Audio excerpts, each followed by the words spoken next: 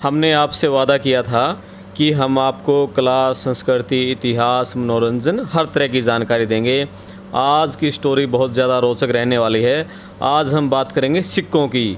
सिक्कों की दुनिया कितनी निराली है, सिक्कों की चलन कब से शुरू हुआ था, कब से सिक्के शुरू हुए थे और जब सिक्के से पहले किस तरह का आपस में लेन देन होता था और जब सिक्कों की शुरुआत हुई आज से करीब 2600 साल पहले तो उसमें किस तरह के सिक्के थे, तो धीरे धीरे सिक्कों में किस तरह से बदलाव आता गया। जो सुल्तान था, मुग़ल वंश थे और जो रियासतें थी, सब ने अपने अपने सिक्कों में बदलाव किया।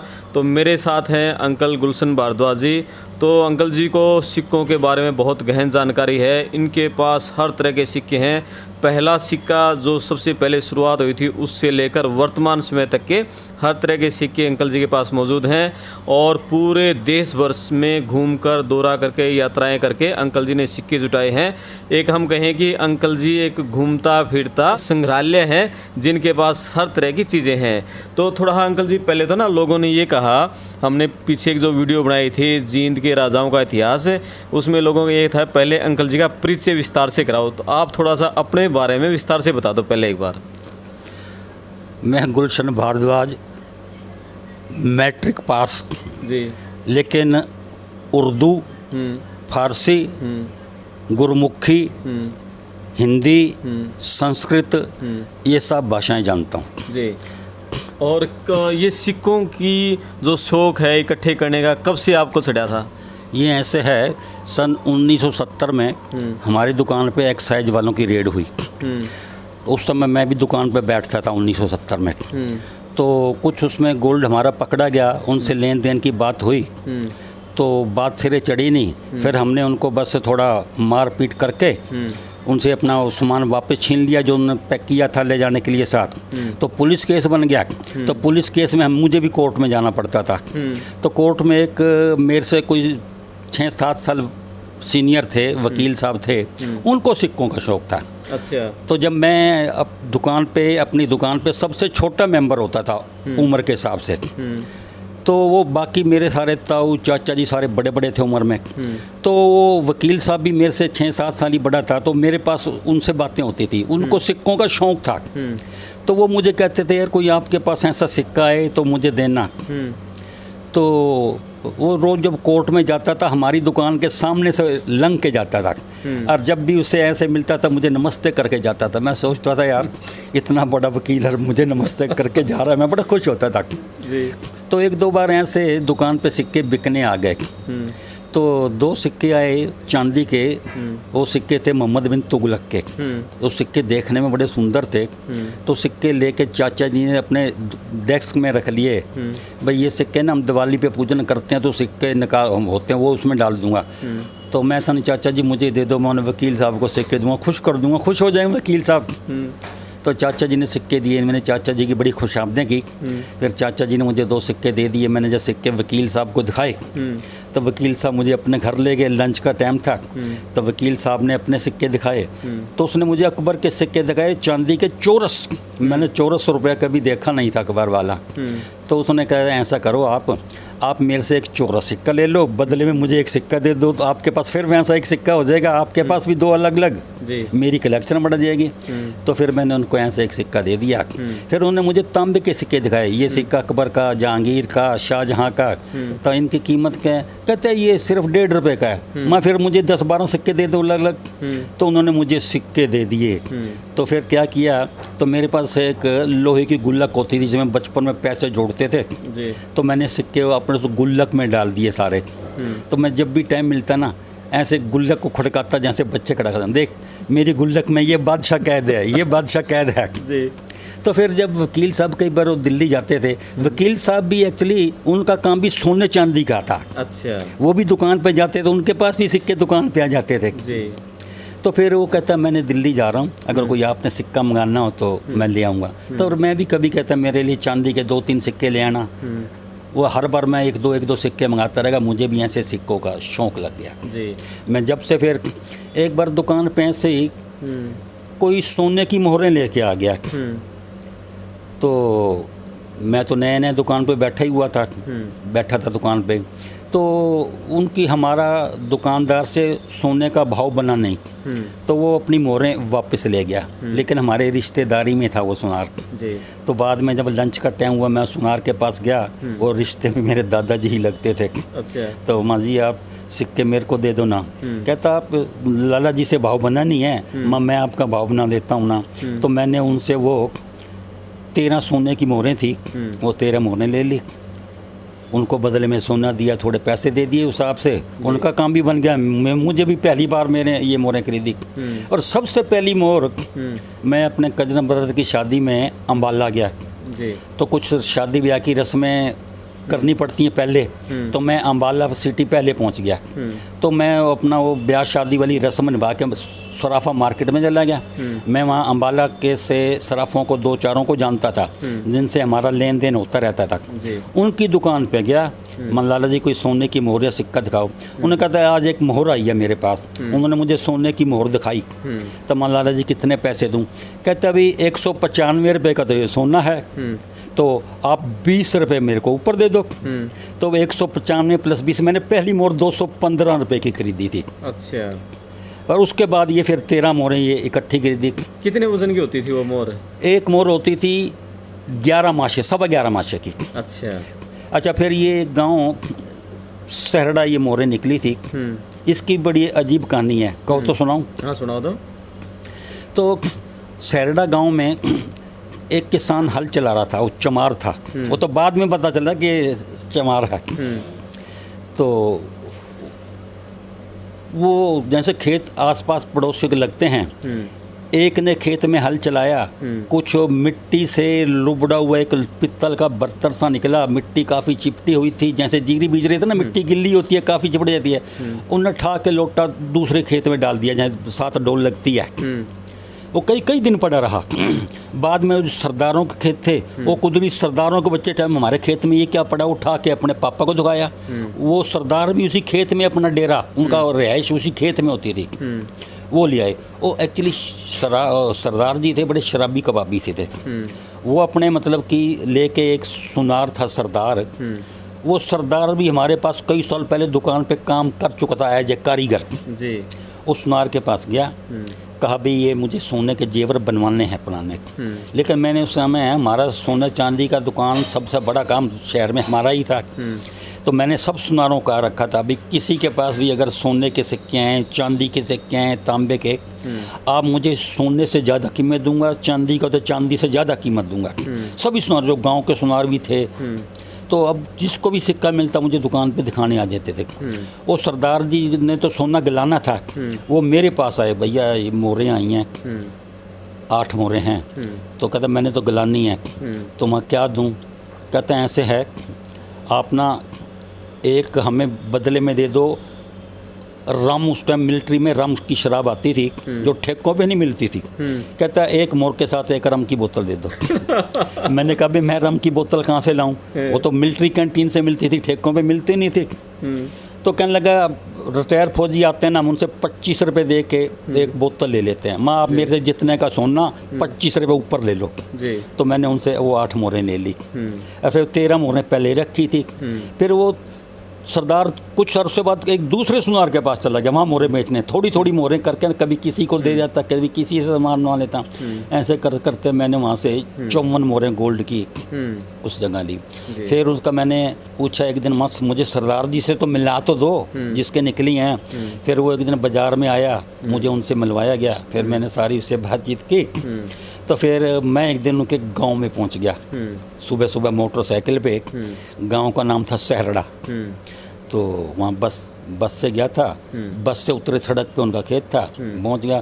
तो कहता कुछ हमारे पास और भी सिक्के हैं, दिखाएंगे आपको। तो उन्होंने मुझे सिक्के, तांबे वाला लोटा दिखाया, वही सिक्के दिखाए। मैं ये सिक्के तो यार तांबे के लगते हैं। वो थे दिल्ली सुल्तान के सिक्के, फरोज शाह तुगलक और फतेह खां के। देखने में बिल्कुल जैसे उनको मिट्टी में पड़े पड़े हरे हो जाते हैं, ऐसे थे। लेकिन जब मैं लेके आया उनसे, वो सिक्के थे 2.25 किलो। जब उनको साफ़ किया गया तो वो मतलब उसमें कुछ 20%, कुछ 25% चांदी थी उन सिक्कों में जी। अच्छा, जो गोल्ड मोहरें ली थी उसमें ऐसी तरह तरह की मोहरें थी जिस किसी ने भी उस समय दबाई होंगी।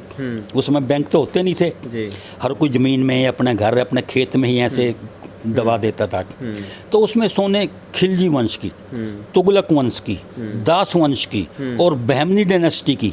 अच्छा, कुछ मोहरें गुजरात सुल्तान की जी। अलग अलग। कोई उस समय का बहुत बड़ा व्यापारी रहा होगा कि इतनी दूर दूर की मोहरें थी। बिल्कुल। तो ऐसे करते करते तो एक बार जब मोहरें आई तो मैं गोल्ड मोहरें लेके, एक दिन कोई कुदरती दिल्ली का व्यापारी आ गया, तो मैंने उसे मोहरों के बारे में जिक्र किया। उसने मुझे अपना एड्रेस दिया कि मैं कीर्ति नगर रहता हूँ। तो कीर्ति नगर मेरे मामा जी भी रहते थे कुदरती। मैं मोहरें लेके मामा जी की दुकान पे गया। मुझे वहाँ इस ब्लॉक इस नंबर में, कहते बिल्कुल पास हमारे। उन्होंने मुझे रास्ता में पैदल उनके घर चला गया। तो जो मेरे पास जींद वाला व्यापारी दिल्ली आया था, उनके पिताजी वहाँ थे, वो भी कॉइन्स कलेक्टर थे पुराने। वो दिल्ली के सबसे पुराने कॉइन्स कलेक्टर थे। अच्छा। उन्होंने कहा बेटा मेरे पास तो तू इतनी मोहरें लेके आ गया, 53 मोहरें, किसी और के पास ऐसे मत चला जाना कि ये मोहरें भी नहीं रहेंगी और आप भी नहीं रहोगे। अच्छा। फिर उसने मुझे एक कहा था आप ऐसा करो, उसके पास एक फार्म पड़ा था, कहता आप ये फार्म भरो, मैं आपको ना भारतीय मुद्रा परिषद का मेंबर बना देता हूँ। उनके पास फार्म था, उसने फार्म भरा। जब से मैं भारतीय मुद्रा परिषद, जिसका head office Banaras Hindu university है, तो मैं उसका मेंबर बन गया, आजीवन सदस्य बन गया जी। फिर जब मैं पहली मीटिंग मेरी 1974 में हुई, लुधियाना थी, मैं लुधियाना वो मोहरें लेके गया। मेरी पहली मीटिंग थी और नवा नवा था, मैं भी ज़्यादा इतनी जानकारियाँ नहीं थी। पढ़ ली थी कि ये मोहरें इसकी हैं इसकी हैं, इतना पढ़ना मैं जानता था क्योंकि दुकान पे हमारे सब उर्दू या ज़्यादातर उर्दू पढ़े हुए ताऊ जी, चाचा जी, बाऊ जी, उनको हिंदी अंग्रेजी नहीं आती थी।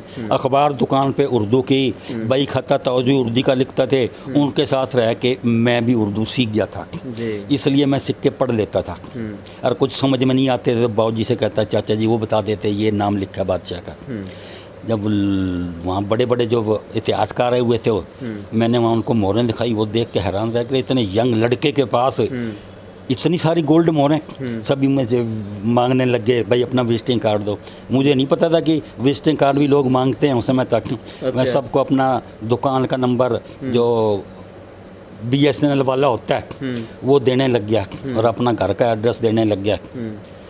सभी लोग मुझे इतना मतलब कि पसंद करने लग गए, हर कोई मेरे पास आता था, अरे मोहरें फिर दिखाओ ना, फिर दिखाओ। तो ऐसे मेरा हौसला बढ़ता चला गया। मैं फिर ऐसे इकट्ठे करने शुरू कर दिए सिक्के। और कहाँ कहाँ घूमे ये सिक्के इकट्ठे करने के लिए? इकट्ठा करने के लिए मेरी पहली मीटिंग थी लुधियाना की। 3 दिन मीटिंग होती है वहाँ। जितने भी जिन लोगों के पास सिक्के होते हैं, जो माउंट पे सिक्के खोजने जाते हैं या इतिहासकार जो सिक्कों के बारे में किताबें लिखते हैं, तो वहाँ सभी लोग आए हुए थे। एक पुरातत्व विभाग पंजाब में थे, पंजाब के ही जो मीटिंग के इंचार्ज थे वहाँ के, GB शर्मा। उन्होंने कहा मेरा लड़का PhD कर रहा है कुरुक्षेत्र यूनिवर्सिटी से, मैं उसको आपके पास भेजूँगा, आप उनको ये मोहरें देना या कुछ आपके पास और चीज़ें देना। अच्छा, इससे पहले मेरी ससुराल भिवानी थी। भिवानी के पास एक माउंट था नौरंगाबाद, तो भिवानी से सारा 10-11 किलोमीटर दूर था। मैं नौरंगाबाद जाने लग गया। नौरंगाबाद से मुझे कुछ ऐसी चीज़ें मिली मिट्टी की, तो मैंने वो मिट्टी की चीज़ें उस समय अखबारों में पढ़ा कि इन चीज़ों का पंजीकरण कराना पड़ता है। तो मैंने उन चीज़ों का पंजीकरण कराने के लिए एक एप्लीकेशन लिखी। हिसार दफ्तर था पंजीकरण वालों का, उन चीज़ों का पंजीकरण कराया। तो वो पुरातत्व विभाग वाले भी मेरे पास आने लगे, हौसला अफजाई मेरी करने लग गए, यार बहुत अच्छा काम है करो। कुछ और प्राचीन आदमियों से मिला, तो एक हमारे बाऊ कुंजलाल होते थे जींद शहर में, रिटायर स्टेशन मास्टर। वो बहुत ज़्यादा प्राचीन मतलब पुराने मेंबर थे और उनके पास सिक्कों की कलेक्शन भी अच्छी थी। तो उनके पास मैं जाने लग गया। दुकान बंद होने के बाद मैं घंटा 2-2 घंटे बैठा रहता, गपशप मारते सिक्कों के बारे में। उनसे मुझे काफ़ी जानकारी मिली। तो उन्होंने मुझे कुछ किताबें, आप ये किताब ले लो, वो किताब ले लो। तो मैंने वो उस टाइम एक किताब थी, सबसे पहली किताब खरीदी सिक्के की, 4.5 रुपये की, नेशनल बुक ट्रस्ट की। उस किताब का नाम ही था कॉइन। उसमें सभी मेल के सिक्के होते थे जी। आजकल वो किताब आती है लगभग 125 रुपये की। मेरे टाइम में 4.5 रुपये की किताब वही खरीदी थी जी। तो फिर ऐसे में मीटिंग अटेंड कर, दूसरी मीटिंग बंगलोर हुई। मैंने इसी बहाने लगभग उड़ीसा को छोड़ के सारा हिंदुस्तान मीटिंगों के ये तो मीटिंगों में गए। और सिक्के ढूंढने के लिए किन किन राज्यों का दौरा किया आपने? सिक्के ढूंढने के लिए देखो जी, सबसे पहले तो हरियाणा, पंजाब, यूपी, मध्य प्रदेश, महाराष्ट्र, राजस्थान, इन जगहों पर गया हूँ ज़्यादातर। अच्छा। ज़्यादातर मैं गया हूँ जहाँ जहाँ प्राचीन माउंट होते हैं, उज्जैन, तेवर, अच्छा कौशाम्बी, मथुरा, और अपने हरियाणा पंजाब के इधर अपने जींद डिस्ट्रिक्ट में जो सबसे पहले तो मैं जो जींद डिस्ट्रिक्ट में थे हमारे अड़ोस पड़ोस में, उन पे ज़्यादा जाता था जी। हाट हो गया, ईगरा हो गया, इन जगहों पे ज़्यादा जाता था। फिर ऐसे उकलाना, ऐसे कई जगह जाना शुरू कर दिया। हर इतवार को जाता था मैं। अच्छा, या दिन फिक्स था आपका? दिन फिक्स था कि इससे पहले तो दुकानदारी भी करनी होती थी ना, छुट्टी नहीं मिलती थी, तो इतवार को जाता था मैं जी। टैक्सी की, टैक्सी पे एक ही दिन में 3-4 माउंट घुमाता था मैं। अच्छा। और ये बताओ कि जैसे ये जो सिक्के हैं आम आदमी इकट्ठे कर सकता है या मुद्रा परिषद का सदस्य इकट्ठे कर सकता है? नहीं, कोई भी आदमी सिक्के इकट्ठे कर सकता है। अच्छा, उस पे मतलब कोई बैन इकट्ठे नहीं? करने में कोई बैन नहीं है। हाँ, सिक्के विदेशों में भेजना वो पाबंदी है। अच्छा। हाँ, कि आप भारतीय सिक्के या भारतीय संस्कृति को विदेश में नहीं बेच सकते। आपके पास कौन कौन से तरह के सिक्के हैं ये बताओ एक बार? मेरे पास लगभग सभी तरह के सिक्के हैं। हाँ। प्राचीन भारत के सिक्के हैं। देखो, हिस्ट्री में 3 काल, प्राचीन, मिडीवियल और मॉडर्न। प्राचीन भारत में आ जाते हैं, मतलब कि ये गुप्त काल तक के।